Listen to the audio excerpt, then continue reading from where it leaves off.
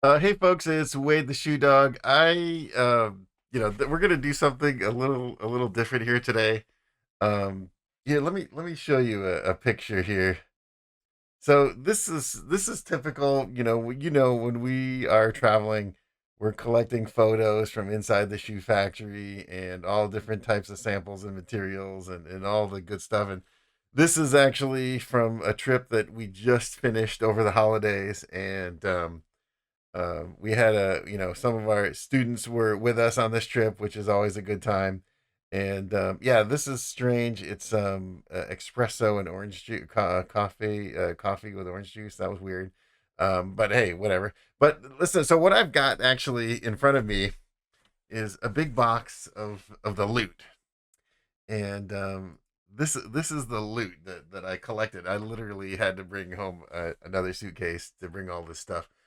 So rather than just show you a bunch of pictures, I'm going to go through the loot box and just show you something. And this is part of when you're traveling and you see something that's interesting, just ask the factory if they have a scrap piece or a B grade or something, so that oh, that's weird.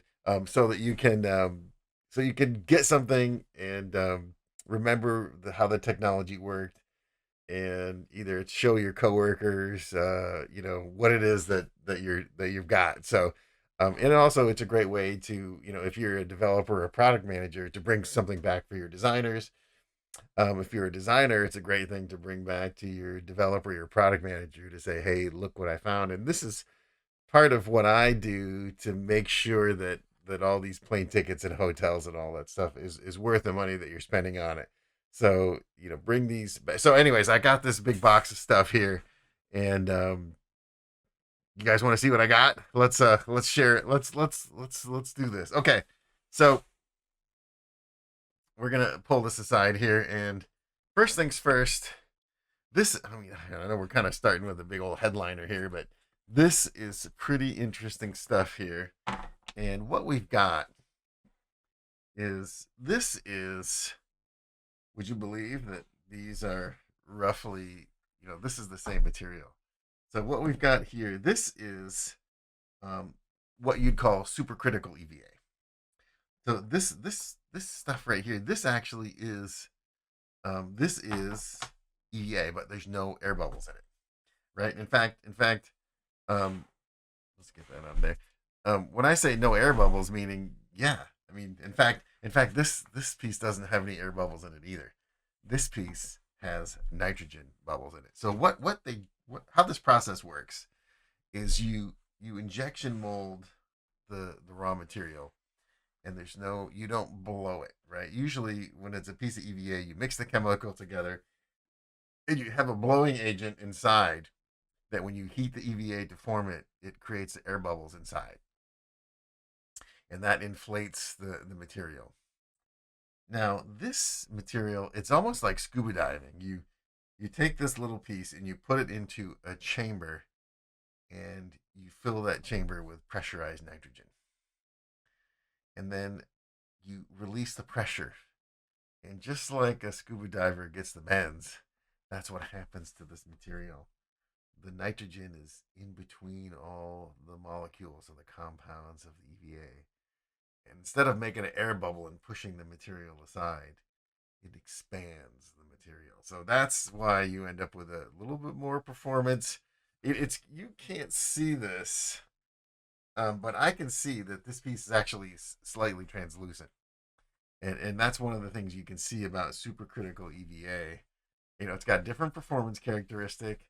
It's more expensive because there's a lot of rigmarole going on with this, and but it doesn't output carbon when you expand it, which is, for some carbon neutral commitments, is pretty important. And anyways, that's supercritical EVA. So basically, you'll take this part and it just grows. And then once this part, actually, you can see this piece is not the shape of a it's not the shape of an EVA midsole. This is a blank.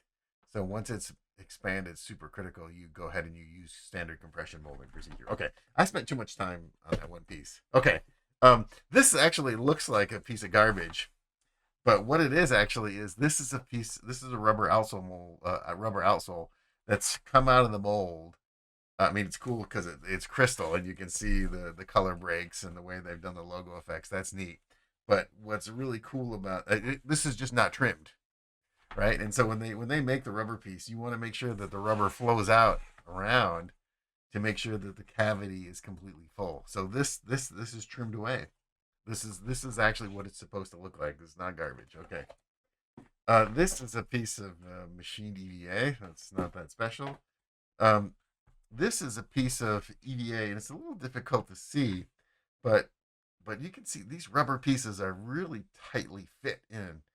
And basically how they do this is they mold these rubber pieces first, and they take them to the EVA mold, put them in the bottom of the EVA mold, and the EVA pushes down on top of it, so that you get stock fitting of complicated pieces that looks perfect. That was interesting.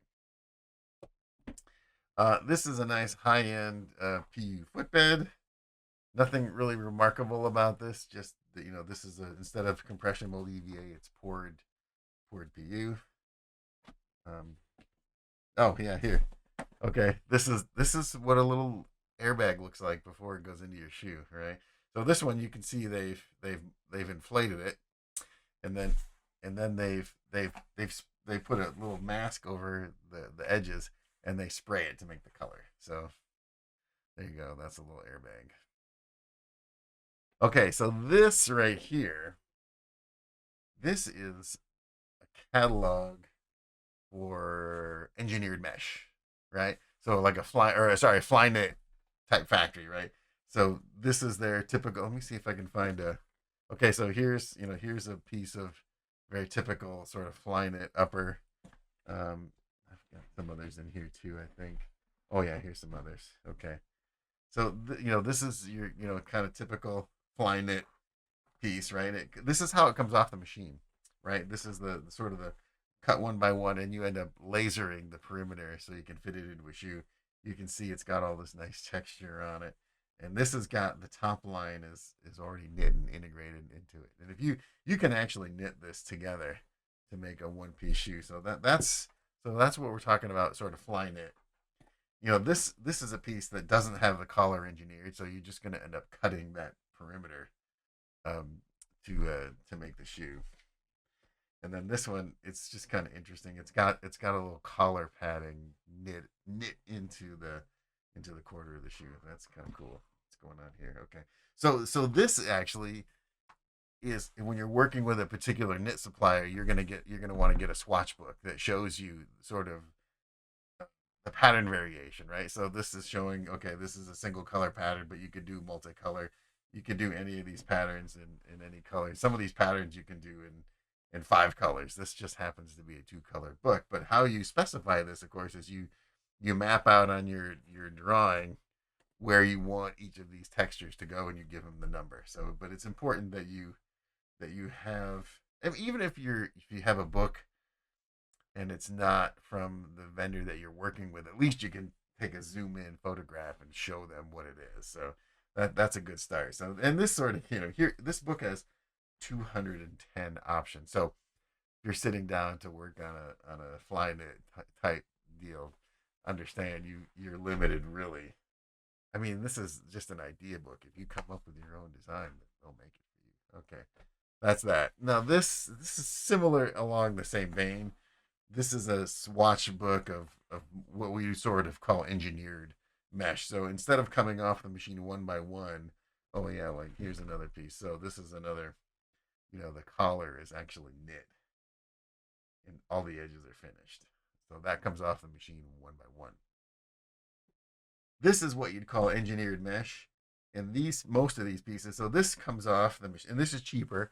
This comes off the machine as a might be 5 or 6 wide, right? So you get some of the same features, right, but not quite the same look. You notice these are single color. Some are maybe double color. Actually, this piece of fly knit snuck in there. We got to get that out of there. Oh yeah, and this is kind of wild too. This is an injection piece, but this book is something. Actually, the guy that I was with, basically, this was trash for him because it's kind of out of date. But at least it lets you see sort of your options for the different for the, it doesn't have to be, super crazy expensive. I mean, flying it, there are options that are lower price. So that's what this sort of engineered mesh is. Okay. So this, the guy just gave it to me because he's like, take it away. Okay. So there's some more footbeds. Let's get those out of there. Oh yeah. Okay. So this is pretty cool. Now I have another piece of it somewhere. But this is that really cool three-dimensional, 3D printed TPU piece. Now this happens to be a footbed, but these guys were making whole shoes out of it. Let me see if I can, I, I could get into a whole hour showing you guys pick. Oh yeah, look at these are some more cool. Yeah, okay, here, let's just flick this over here so you can see. Okay, here's some more engineered mesh, right? You can see. Oh, let me get that down there screen for you. So you can see different options here. And then um, this is what that engineered mesh looks like when all the pieces are together on one panel. Um, there, that's what that looks like.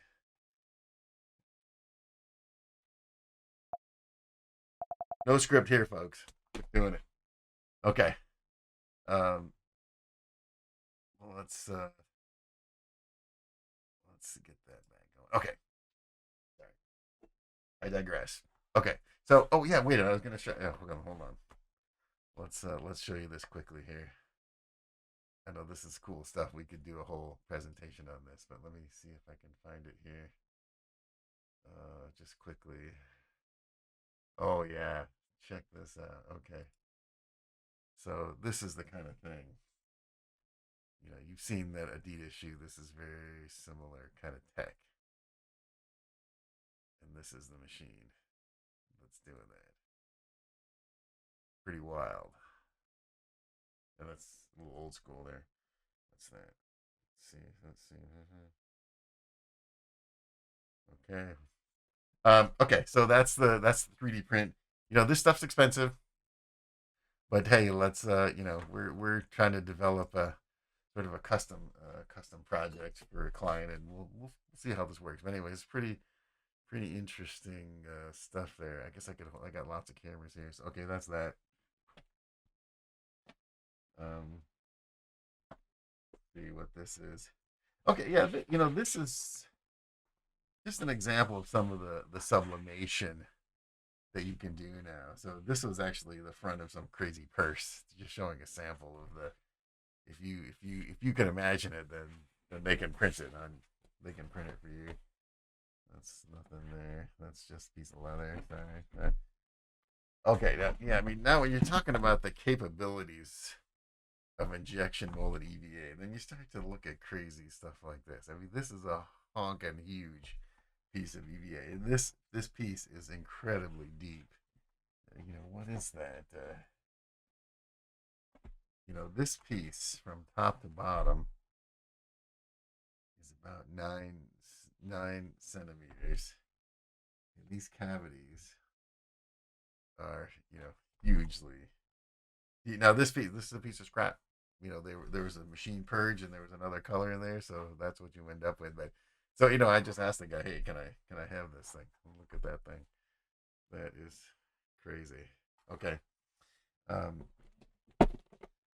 Here's another injection EVA piece. And in this piece, this is not something I'm working on, but it's something that we were having a discussion about the size of perforations you can put in injection molded EVA. So, hey, show me a sample that worked or didn't work, and now I can explain why it is. Um, oh yeah, this is a really cool. Oh yeah, hold on, let me find this other piece here. Okay, so oh, it's right here on the screen. Let me show you folks this. This is the same factory that was making the 3D print stuff was also making ceramic uh what am I trying to say here?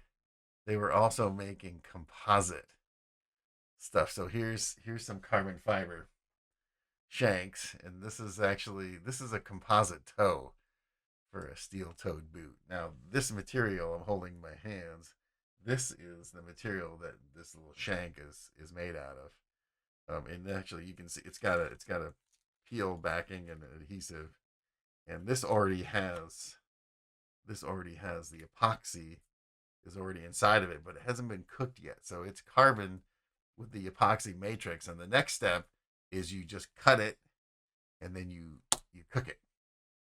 So that's what's happening here. They've got the pieces cut.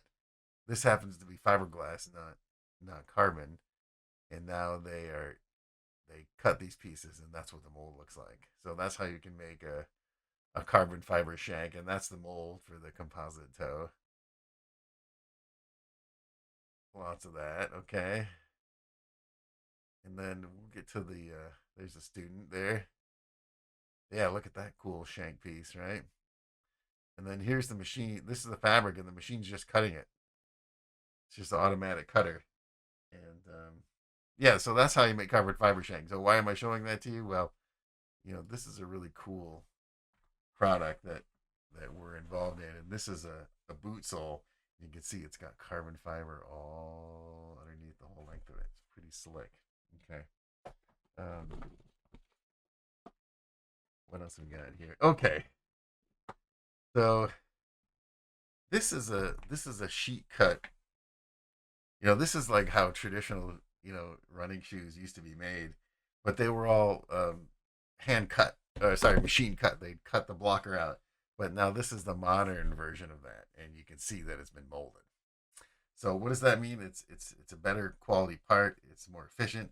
And this company, once you glue it together, then you go back and buff it to make it look like it's assembled. But I don't know if you remember, I did a video where I was examining the Nike Daybreak, and when you cut it open, you could see that the new one was made a very different technique than the original. It was made like this. It was molded. So that's that. And then okay, so this you're like, wait, what is that thing? This is just some crazy local Chinese brand, but what I wanted to bring it to you guys and show it to you because this is a great demonstration of color dam and texture. And also, when you look at the side profile, all the up and down on this, right? So this is the parting line of the mold. And actually, I'm gonna show you folks what that mold looks like. 'Cause I think I can find a picture pretty close here. Um, it's pretty wild. Let's see, not here. Oh yeah, hold on. Oh yeah, here. Let me see here. I can find the photo for you guys. I appreciate your patience. I think you're gonna enjoy this. This thing's pretty wicked. Let's see. Not that. I mean, we went to a lot of different tooling shops, so I felt pretty lucky in this trip to be able to show you guys this stuff. Let's see. Yeah, we're gonna have some more. We're gonna have some more presentations where we get into the woods here. Okay, I found it. This is the tool that makes this. So you can see, and we'll try to zoom in on it some more here. You can see these raised lines. Those that is the edge of the color dam so that you can make these features, right? And you can see the wild texture on those pieces, right? Um, and the next part, okay, that's another zoom in. You can see the texture and you can see those high walls. That is the color dam because if it's up in the mold, right, then it's down in the part. So when you look at this part, what's those really deep lines are what's sticking up, right? Now, look at the height of that mold, how thick it is. And that's because you have to make this. Now, also you'll notice that mold is doing this, right? All this up and down. So that makes the parting line really complicated for this piece. So you can, look at the how wavy that line is. Um, So that means the mold has to fit together along all these contours, right? Now, and you'll see the mold has a little undercut. It doesn't matter on a piece of rubber like this because you can just tear it out of the mold. So, anyways, hey folks, roughly, that's kind of, that's what was in the that was in the goodie box that we brought home. Um, I mean, you can see that we've got. I think I have 900 photos from 3 weeks and a bunch of videos. So, oh yeah, look at that. So that was really tasty. Let's look at that here. Oh yeah, that was a good. That was good hot pot soup there. Yeah, good stuff. All right, so hey, let's let's stick to the shoes. But hey, folks, I appreciate you sitting through this, going through the goodie box, and it's always an interesting time when we collect stuff, and I can bring it home and share it with you guys. And oh yeah, one last one. This is the dog that we found, and my business partner adopted it, and it was living on the street, and we rescued it in China. So that was fun. Hey folks, have a good time, and we'll see you in the next video. Hey, if you want to see more content like this, please like and subscribe, and we'll do our best to keep bringing it to you. And if you have an interest to go to China, maybe this summer, just let me know. In the description, you'll see you can email me or give me a call. If you have any interest, we'll probably be going to China sometime in the middle of summer, and when the kids are out of school. So just let me know. Hey, thanks a lot, folks. See you in the next one.